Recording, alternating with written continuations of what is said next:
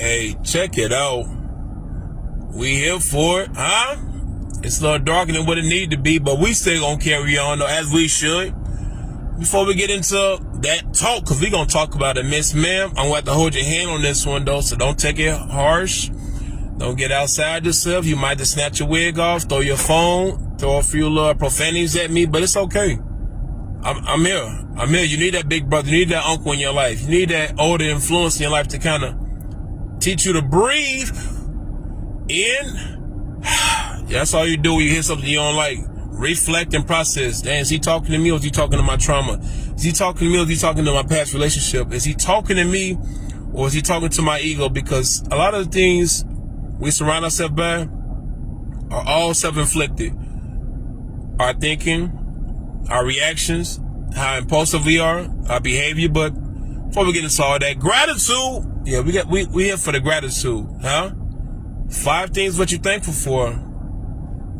I'm thankful. I woke up this morning. Somebody didn't. Somebody didn't wake up this morning, and I'm reflecting on that. I'm reflecting on the fact that I woke up this morning. Somebody didn't. My senses in order. I don't have no sickness. I don't have no disease. I'm in a vehicle right now. I'm blessed where I can reach out to other people from different countries, different states, different neighborhoods. I'm thankful for that. I'm thankful to have integrity, and I'm learning. I'm learning so much more about compassion, empathy, and I'm learning myself. I'm thankful for the highs and the lows, the best lessons and even the worst lessons, though, because I build character that way. Because for a plant to grow, what it got to do? It got to go through dirt, right? A plant, for it to grow, got to go through dirt, regardless. It's inevitable. Them storms are needed. Them storms are needed in our life. We so wrapped up with, why does it happen to me? It's trying to teach you something. It's trying to teach you something or keep you away from something or clear your path for you. We got to change our perspective. We got to change our perspective. Just a little bit. So I'm going to talk to the females because, I just feel as though they need a quick little conversation or just a little update. These for the ones that's in relationships, is married or pursuing a long-term relationship. We got to talk. Miss Ma'am. Yeah, we got to talk. Y'all know, fix your wig on that. Protect your edges, because I got to get them joints, though. It is a unfiltered conversation, though, because it's mandatory. Once again, we don't have these type of talks. I mean, we say we do, but we really don't. Not in the educational way, not in the informative way. It's more of a blast where we going to shoot you down, but with no explanation. Shoot you down with no compassion. Shoot you down with no science behind it. Shoot you down with no logic behind it. No stats. Then it becomes offensive. This becomes deflated. Then a person feels as if you're being disingenuous to it. And that's not the case. Well, not in this situation. So ladies, men are tired of, when you're trying to pursue a relationship with a man or maintain what you have, you gotta come in knowing that your insecurities is not for him to secure. It's not his job to secure your insecurities. If you come into that relationship with guilt, fear, negativity, trauma, low self-esteem, it's not his job to fix you. That's your job. Miss Ma'am, that's your job to fix you. He can alleviate it the best way he can, but it's not his job to monitor how you feeling right now due to some things that happened to you 10, 20 years ago. It's not his job. You gotta understand. You want him to be your man, right? You want him to be your leader, right? You gotta deal with that yourself, Miss Ma'am. Another thing that you females gotta work on, slow down with doing. Stop with the clinginess. Is cute until it becomes codependence. Till you get too codependent or jealous when he leave, or you get anxiety when he's not around you. You gotta blow up his phone. Miss Ma'am, hit me when I tell you this. I'm holding your hand with this. I'm holding your hand with this, though. I'm talking to you from a loving space. Men don't like that. Men don't like that. That clinginess is cute until you get 20 missed calls, 30-something texts, 10 type of FaceTime. He don't need all that. Miss Ma'am, you know where you at. Trust him, or you got to work on trusting yourself. You got to work on trusting yourself more. Because if you feel as if that man is in your life and he's probably cheating or wilding out, doing some stuff that's unspeakable, why you with him? That's what we got to talk about. Not why he doing you like that. Why are you accepting it? Because you know what he's doing, and yet you just want to start an argument and then cook him food and arch your back for him, and then that's that? Huh? That don't make sense. That's not healthy, Miss Ma'am. That's not healthy. Also, men, with men that you have in your life, Miss Ma'am, respect his space. Just because he come in and he seems as if he's a little bit overwhelmed or over the top, you don't have to get into your, oh, I know what's going on with him. What's going on? Is it me? Is it all this type of stuff? Miss Ma'am, it's not you. Men deal with things different. You don't have to get into your detective of wondering. Yes, it is. Understand this, Miss Ma'am. He's not mad at you. He's not mad at you. That's all you need to understand. He's not mad at you. Give him a second. He okay. And other things with you females, y'all let yourself go. If you came into that relationship, let's get to this point first. Men are visual creatures. Let's get to that first. They're visual creatures. So with that being said, if you should minister to your skin, pull up fragrance on, keep your hair done, nails done, work out here and there, keep doing that. Cause you starting to let go, the jogging pants, the sweats and all that. You over looking like the homeless in the crib. Yeah, that's not attractive. Some men say they don't care, but they lying. Cause if you look at who they following on social media, it says otherwise. They're not following the grotesque and the, they're not doing that. They not. Also, you gotta understand, Miss Ma'am, I know you got the degrees, I know you got the accolades, I know you was second in your state and third in the region, but you're not always right. You're not always right, Miss Ma'am. I know you want to be, and I know you pride yourself on being right all the time, but it's okay to be a passionate princess sometimes. It's okay to sit back sometimes. It's okay to listen to understand and not to respond sometimes. It's okay. It's okay. It's not the fact that you want to be right. You don't want to be right. You want to come to a conclusion where you guys can both empower each other, that you guys both can cultivate into each other. That's not that challenging, but sometimes when your pride, your ego, you hurt, you're not hurt, you're too prideful. You're not good with somebody explaining something to you where you can't back it up with, well, that's how I feel. Huh? That's how I feel. We got to tighten up. If you care about that relationship, do your part. And I don't want to see no females hop on here talking about, well, I go the same for both ways. We're not talking about that. We talking about y'all areas that y'all need to fix, that y'all need to improve within yourself. Because men gonna get that turn too. I take my time and I address them the same way. If you've been following me, you know I don't let up on nobody. I'm just here to talk about selective issues. When I hear a collective amount of things going on, I find a topic and I talk about it. Simple as that. I don't want to hear that, oh, it's giving me sassy. Go argue with your mama. I'm not finna do none of this stuff. Or, well, I don't need no other hypothetical scenario you guys want to bring me. Or, what if this? So he ain't doing that. We're not talking about that. If you would have paid attention to the beginning of my video, it would explain if this is for sustaining a serious relationship or a marriage or to keep things spicy. On your end, we talking about you doing your part. We gonna get to him later though, but we talking about you right now. So that's all you want to focus on. You don't like, keep scrolling. Bail out, move, keep it moving. That's what I love about this. When you don't like something, keep it moving. Comments, ain't no need for that. Bring it up a long page. Don't waste your thumb power. Cause I'm just gonna erase it and keep it moving. As I normally do. Why? Cause I don't get wrapped up with how people think about stuff. I could care less. I'm here to teach, educate, and expose. Cause that's what I do. That's what I do. What's another thing that females be doing? The nagging. Oh yeah, that nagging. That nagging is to irritating. You mad off everything? You mad off how you wash the dishes? You how you lay it down? You made how you place the pillow on the side? Where he put his shoes? Miss Ma'am, you bitter about something. It might be a conversation that y'all didn't have, a text that he didn't respond to, a birthday when he didn't give you the right gift, whatever it is. Get to that. Stop attacking everything. All this got OCD, all this. No, you have control issues, Miss Ma'am. You have control issues. You want things to be a certain type of way. That don't sound like a relationship. That sound like slavery to me. That sound like slavery to me. Sound like slavery. Stop involving other people in your relationships. Your friends, family, Because, you know, when you guys get right, which I will,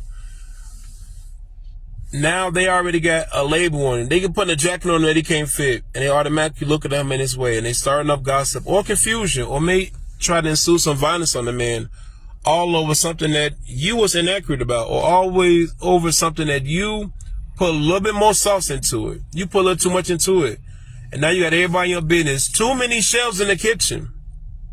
Too many shelves in the kitchen. You solve that situation. If you got a counselor, a big brother, a big sister, a mother figure, or somebody to help you understand and identify what you have going through, so you can regulate that and remove that from the situations. Or prayer. For some people who like to pray. Whether it's prayer, whether it's counseling, whether it's tapping into other sources to help you come up with a measure of understanding from a healthy space, apply that. But telling this want to gossip because you hurt and you feel like you're not being heard, yeah, way to turn everybody against your man that you love. We love to throw that love bomb out. Oh, I love this person. I'll tell people, don't tell me that. Because you love me like how you love your car, and I've seen the inside of a lot of y'all cars. It's terrible. If you love me like how you love your dog, and I see how malnourished he is, I don't want that type of love. If you love me the way you love your kids, and I see how y'all bring y'all kids to school, I don't want that type of love. You love me when it's conditional or beneficial or transactional in your life. You love me until I correct you. You love me until I have a difference of opinion. You love me until I challenge you, because I'm trying to challenge you to be better. And then that's when the real feelings come out, because that's when it becomes unfiltered. That's when the naked truth started to pop out. Now it's so much, I thought we was cool. Y'all was never cool. You was okay as long as I was making you smile, as long as I was making you happy, as long as I was entertaining you, as long as I was picking you up, as long as I was giving you money, as long as I was agreeing with all the stupid stuff that you was doing, as long as the fact that I let you know right or wrong, I'm here for you. You know, we love to say that. Oh, I love this person. No, you don't. You probably got some type of respect for them, but you don't know the definition of that. If you keep an account of somebody's setbacks or how much they did to you, you don't love them. If you keeping track on when they gonna do it again, you don't love them. If you have that bitterness and that resentment, you gotta cleanse yourself for that. You gotta wring yourself out of that bitterness, that anger, that sense of entitlement. In a relationship, the ego is not gonna work in a relationship. You gotta understand, women in real time, they need water. They need to be cultivated. They need to be poured into. They need to be reassured. They need that emotional security as well as that physical security. They need all of that, all wrapped up in one. Sometimes they get erratic. Sometimes they turn off like kids. Men do too. Men be acting like as if they not emotional or not all. Anger is the emotion. Yelling, that comes from something. You frustrated, that's the emotion. You can't see it, it's intangible. 9 times out of 10, it's the emotion. We have more than just anger. And it's not anger, it's the fact that we're not educated enough, or we don't have the sense of discernment, or we don't have the type of leadership roles in our life to teach us how to talk without yelling, without balling our fists up, without issuing threats. This is why a lot of violence out here gets so over the top. It gets so dangerous for people because one's scared to approach a conversation, have a difference of opinion, because a person feel a personal attack. How's it a personal attack if we all in a business meeting? How's it a personal attack if we all in the gym and we all trying to help improve? How many times? I went to say plenty of times. I didn't go through this personally, but I've noticed this. You approve somebody form, because any workout in the gym with weights, if you do it wrong, it's a back workout because it hurts your back.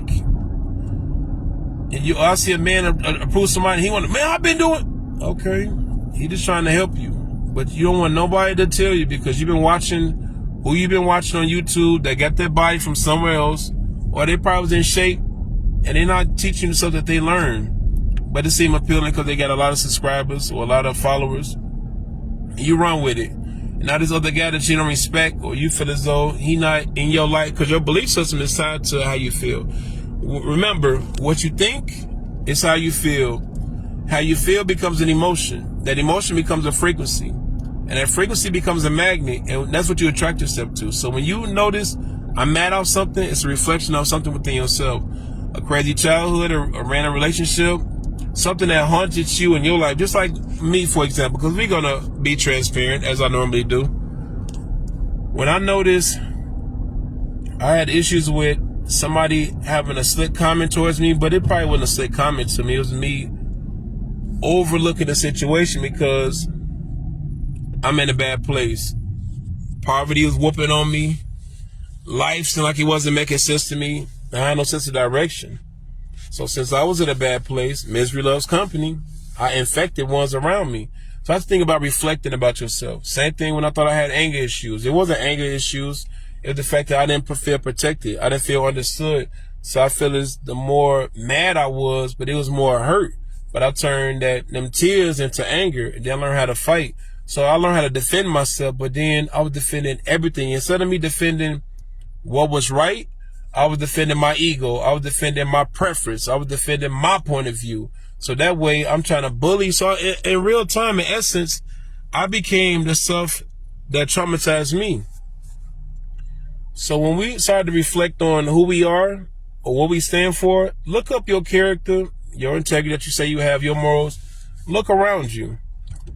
See if it impacts what you proclaim you are. People kind of tell you how you move, how you operate, and you kind of know who's really in your corner versus the one that's supporting you because it's popular.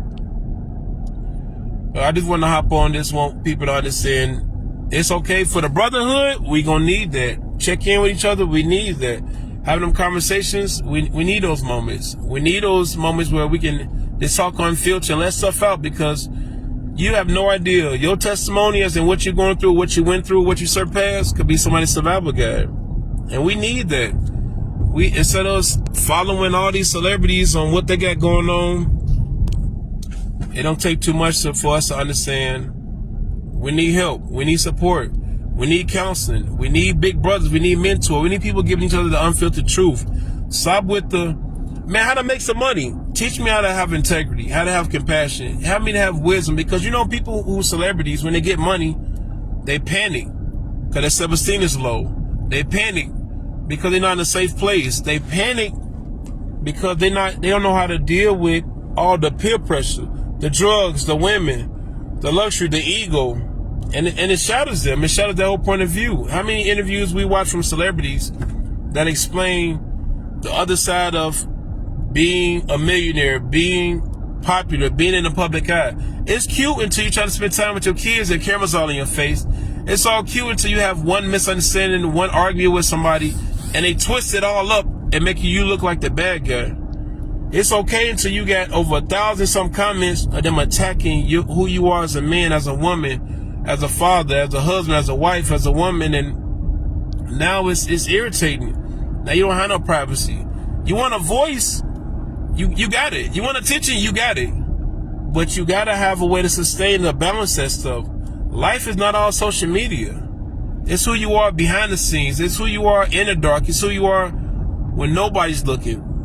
When your image, when your title doesn't reflect on how people look. When your size, when your intimidation, your accolades doesn't mean anything.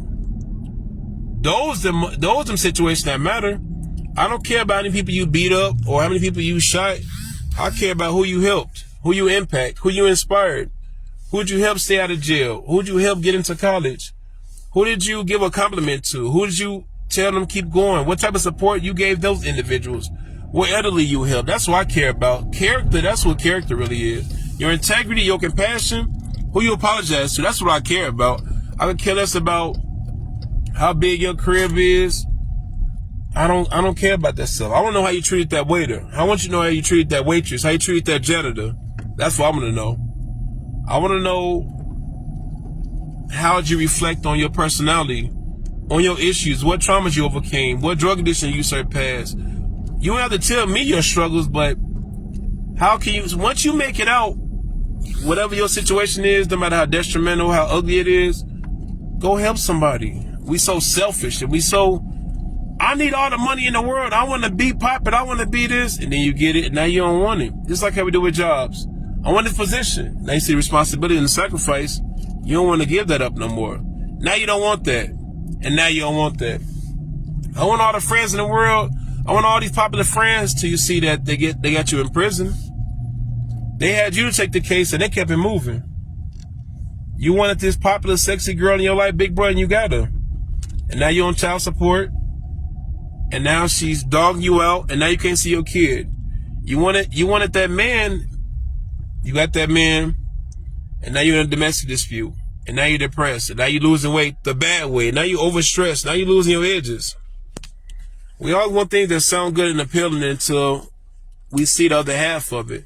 And we all deny when something happens. I didn't see that happen. You ignored it. Because you wanted it so bad. You ignored the molehill. And now it became a mountain. But it been a mountain all this time, though. But your perception didn't change.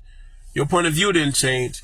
You didn't look at it. Your intuition, your instinct told you this is not right. Get out. And you didn't.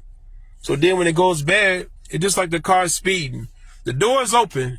Get out. Get out the car. The house. It's a trap house. If the door finna get kicked in, leave. But you don't want to leave because you care about how they feel. You want them to look at you different. And now your future is messed up. Now you become a felon. Now you become a statistic. And now you alienate yourself. And now you have trust issues. And now you have trust issues. All because you were people pleasing. All because you didn't want them to feel bad. You don't want to be a bad person.